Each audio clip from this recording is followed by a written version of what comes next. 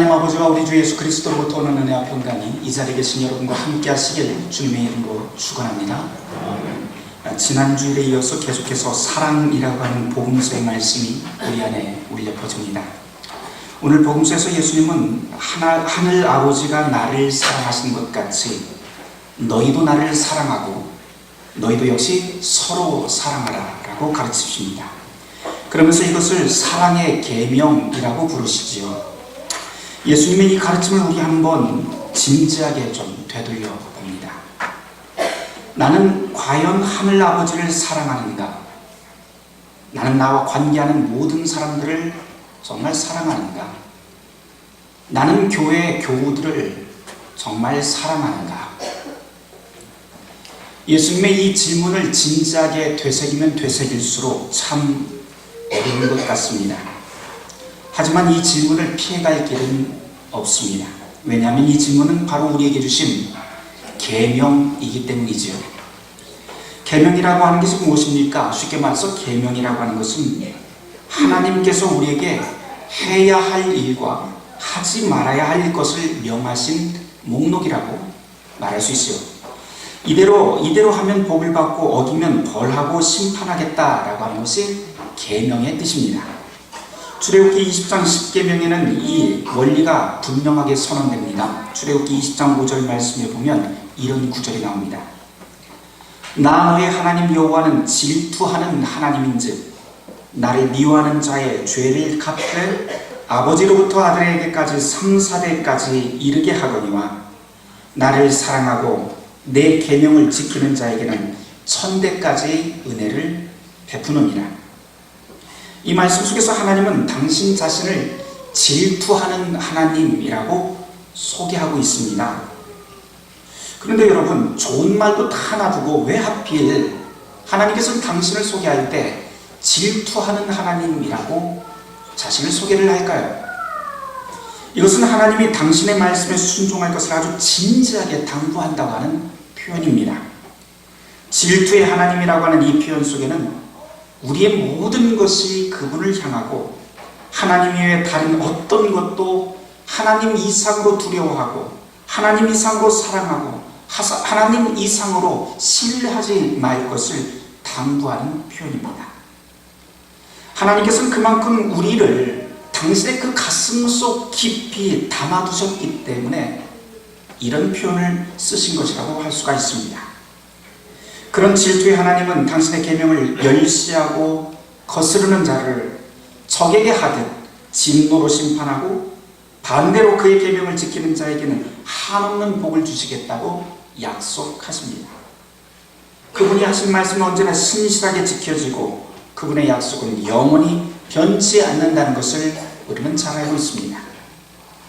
그 때문에 하나님의 계명을 들은 사람들은 바로 하나님의 계명의 그 저울 위에 올려있는 것과 마찬가지입니다.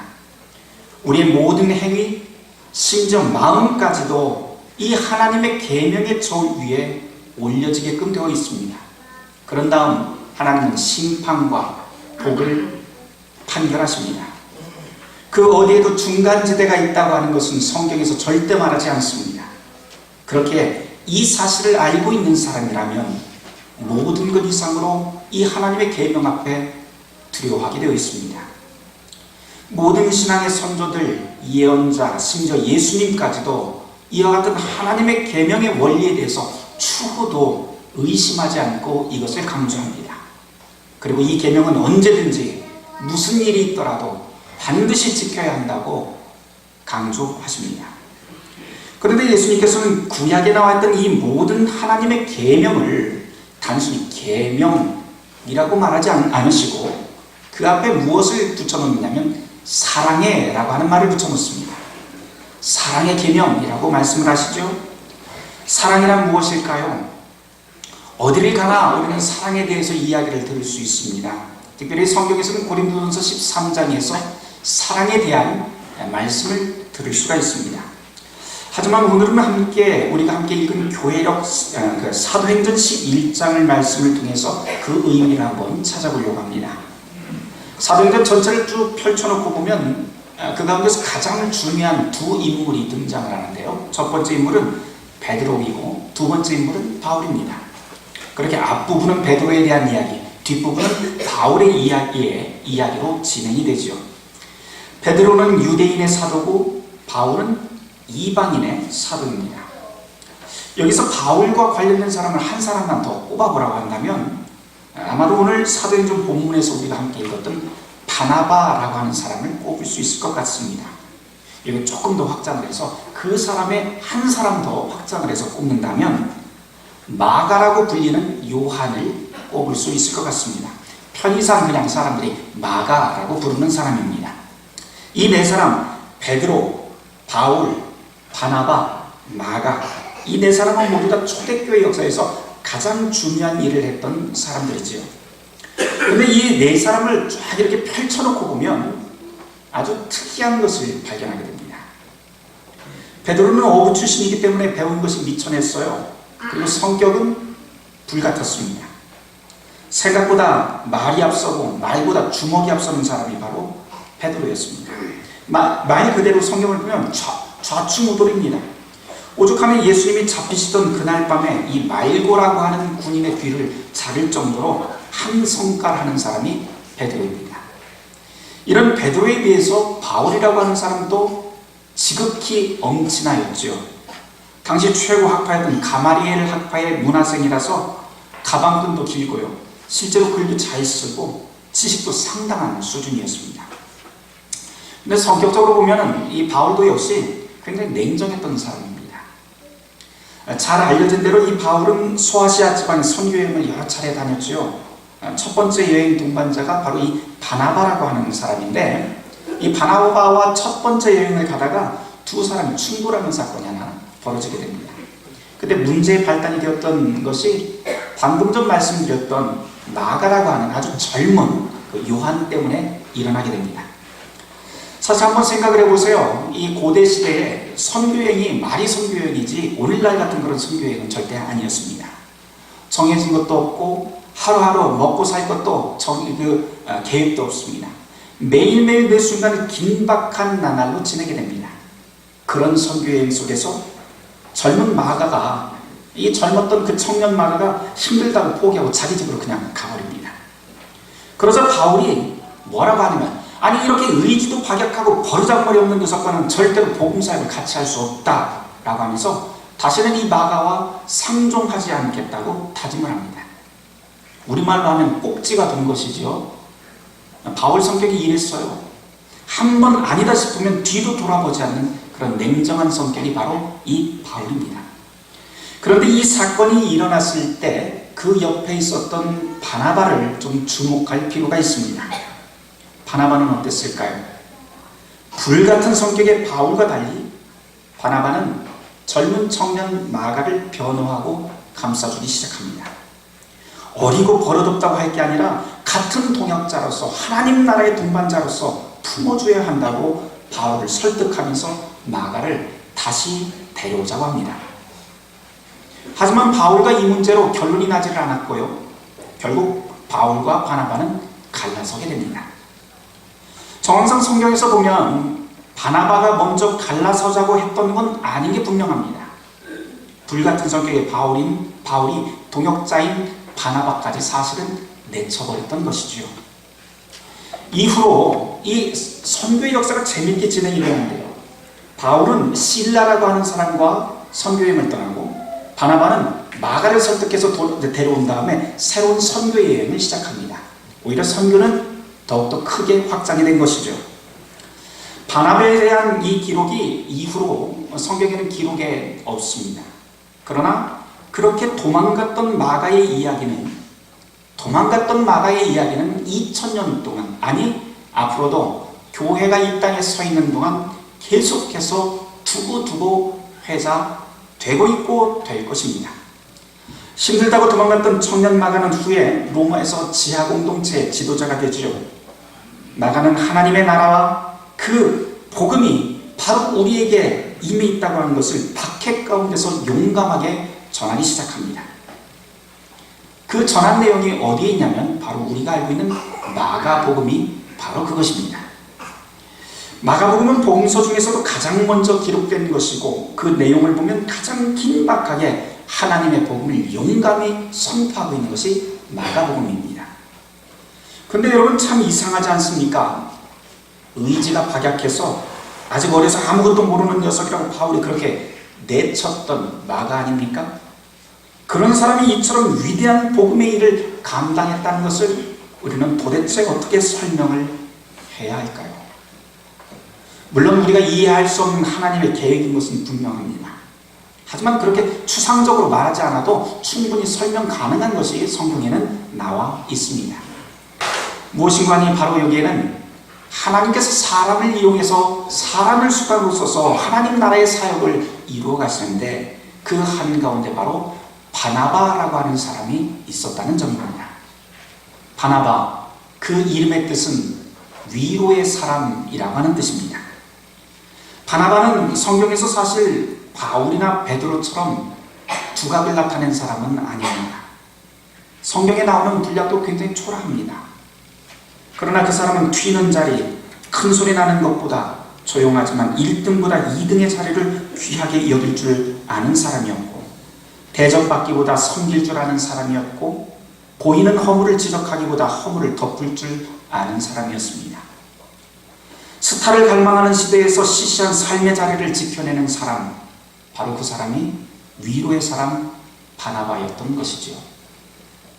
역사 이야기를 하면서 만일이라고 하는 말을 쓰는 것처럼 우매한 일은 없지만 이 대목에서 만일이라고 하는 말을 한번 써봅니다. 만일 위로의 사람 바나바가 없었다면 기독교 역사는 어떻게 되었을까? 분명한 것은 마가는 더 이상 복음의 역사에서 볼 수 없었을 것이고, 복음서의 보물이라고 부르고 있는 마가복음을 우리는 만나지 못했을 것은 확실합니다. 하나님 나라는 바로 이런 것 아닐까요? 베드로같이 한성가라는 사람도, 바울같이 냉정한 사람도, 마가같이 의지약에서 도망갔던 사람도 모두 다 한 자리로 초대해서 조화를 이루는 것, 모두가 서로의 모습을 있는 그대로 받아들이고 품어주는 것, 그것이 바로 성경이 우리에게 가르치는 하나님 나라의 모습입니다. 그것이 바로 품을 수 없는 죄인을 품어주고 용서하는 십자가의 의미인 것이죠. 이런 하나님 나라에서 어떤 캐릭터가 가장 필요할까 한번 좀 생각을 해보곤 합니다. 하나님의 나라에서는 바울같이 불같이 열정적인 사람 분명히 필요합니다. 하지만 그 반대로 우리의 눈으로 보면 약하고 유약하고 버르장말이 없는 이 마가 같은 사람도 필요한 것 같습니다. 하지만 이 모든 이들을 한데 모을 수 있고 하나님의 뜻으로 선하게 이끌어갈 수 있는 캐릭터는 다름 아니라 바나바 같은 위로의 사람, 섬김의 사람, 포용의 사람 아닐까요? 바나바가 도망간 마가를 돌려세워서 복음의 역사를 다시 만들 수 있었던 원동력을 이쯤에서 한번 생각을 해봅니다. 그것이 무엇이었을까? 이 바나바를 사로잡았던 것이 무엇일까? 그것은 아무리 봐도 오직 한 가지로밖에 설명이 되지 않습니다. 사랑입니다. 도저히 품어줄 수 없는 것을 품어주는 그리스도의 사랑. 거기에 바로 바나바가 사로잡혀 있었던 것이죠. 그것을 우리는 십자가 복음이라고 부릅니다. 바나바와 마가의 이야기에서 보듯이 사랑은 한 사람의 인생을 바꿀 수 있을 뿐만 아니라 하나님 나라의 역사를 풍성하게 만드는 유일한 무기가 됩니다. 우리가 오늘 성경 말씀에서 계속해서 하나님은 사랑이다, 사랑의 계명 사랑이라고 하는 말을 계속해서 보고 있는데, 하나님은 사랑이시다라고 하는 성경의 선언은 이 사랑이야말로 기독교의 본질이다라고 하는 것을 선언하는 대목입니다. 박충이라고 하는 분이 작년에 비아토르 출판사에서 책을 하나 냈는데요. 내 삶을 바꾼 한 구절이라고 하는 책이 있습니다. 그 책에 나오는 한 꼭지 이야기를 소개하면서 오늘 설교를 제가 좀 마무리하려고 합니다. 19세기 미국의 대부흥을 이끌었던 무디 선교사 여러분들 많이 아실 거예요. 많은 목사님들의 설교에 회자되는 분이기도 하죠. 이 무디가 영국의 부흥회를 가게 됩니다. 영국의 부흥회를 인도하러 갔다가 미국에서 그동안 오랫동안 흠모하던 한 분이 있었는데 그게 누구냐면은 영국의 스펄전이라고 하는 목사님이었습니다. 이 스펄전 목사님이 설교가로 아주 유명한 분인데 굉장히 흠모를 하고 있고 영국에 가는 김에 이 목사님 꼭 한번 뵈야겠다라고 해서 그분께 연락을 해서 찾아가게 됩니다. 무디가 두근거리는 마음으로 그 집에 찾아가서 문을 두드립니다. 문을 두드리자 그리도 존경하던 스펄전 목사님이 문을 빼꼼히 열고 나옵니다. 그런데 예상치 못한 광경이 그 앞에서 벌어집니다. 스펄전 목사의 입에 파이프가 물려져 있었던 것이죠. 그래서 무디가 깜짝 놀라서 이렇게 말합니다. 아니, 어떻게 그리스도인이 담배 피울 수 있습니까? 그래서 스펄전 목사님이 씩 웃으면서 뚱뚱한 이 무디의 배를 푹 찌르면서 뭐라고 하냐면 장난스럽게, 야, 그럼 그리스도인이 이렇게 배가 나와도 돼? 라고 이야기합니다. 이 재미난 일화는요, 지역과 문화에 따라서 정죄의 기준이 다르다고 하는 것을 보여주는데요.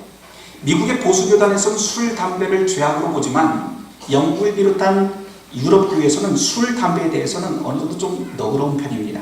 그건 신앙의 문제가 아니라 개인의 건강의 문제라고 하는 것이죠. 대신에 유럽 교회에서는 정말 문제를 삼는 것이 하나 있습니다. 그것은 무엇이냐면 탐식이라고 하는 것이죠. 맛집 찾아가면서 계속 먹기만 하고 하는 그 탐식, 그거 죄라고 이야기합니다. 왜냐하면 기독교 역사가 유럽에서 참 오래되었는데요. 유럽에서는 인간이 저지르는 모든 죄 가운데에서도 7가지를 딱 꼽아서 이것이야말로 인간이 저지르는 가장 큰 죄다라고 이렇게 이야기합니다. 그것이 7대 죄악이라고 꼽히는 것인데 거기에 보면 그 중에 하나가 탐식과 게으름이라고 하는 것이 그 안에 들어있습니다. 어쩌면 그 때문에 무디의 이 튀어나온 배를 보고 스펄전 목사님이 웃으면서 야, 그리스도인이 이렇게 배가 나와도 돼? 그래서 푹 찌른 것은 바로 이런 것을 지적한 것이죠. 유럽인의 눈에는 바로 배 나오는 것, 그렇게 탐식하는 것이 죄악의 상징으로 보였다는 겁니다. 어쩌면 이것이 오늘날 미국에 왜 그렇게 비만한 그리스도인이 많은지, 또 유럽에는 유명한 목사와 신학자들 가운데 왜 그렇게 애연가와 술 먹는 기독교인이 많은지 설명해주는 단서일 수도 있을 것 같습니다. 이 이야기는 여기서 끝났는데요. 여기서 하나 더 우리가 좀 고민해 보려고 합니다. 그러면 문화와 지역에 구애받지 않는 기독교의 공통 분모, 그 어떤 것에도 흔들리지 않는 기독교의 본질은 무엇인가 하는 것입니다. 그것은 누가 뭐라 해도 바로 그리스도께서 우리에게 보여주신 사랑의 계명이지요. 교회 안에는 참 다양한 사람들이 모입니다. 서로 다른 생각, 서로 다른 기준으로 세상을 바라보고 사람을 만납니다. 그럼에도 불구하고 우리를 곡진하게 하나로 묶는 것은 다름 아니라 그리스도의 사랑 아닐까요? 포용할 수 없는 죄인을 품어주시는 그리스도의 사랑이 바로 골고다 십자가에서 온전히 드러났습니다. 이것을 우리는 복음이라고 말하죠. 그리고 우리는 스스로 그 복음을 믿고 그 그리스도를 따르는 그리스도인이라고 말을 합니다. 우리가 그리스도인이라면, 교회라고 하는 이름으로 모였다면 이것만큼 좀 기억해 보았으면 합니다. 한번 따라서 해보실까요? 본질에는 일치를, 비본질엔 자유를, 모든 것엔 사랑을. 사랑하는 성도 여러분, 본질에는 일치를, 비본질엔 자유를, 모든 것엔 사랑을. 바라기는 이 그리스도의 사랑이 여러분의 모든 삶의 자리에 가득하시길 주님의 이름으로 축원합니다. 모든 지각에 뛰어난 하나님의 사랑이 그리스도 예수 안에서 너희 마음과 생각을 지키시리라.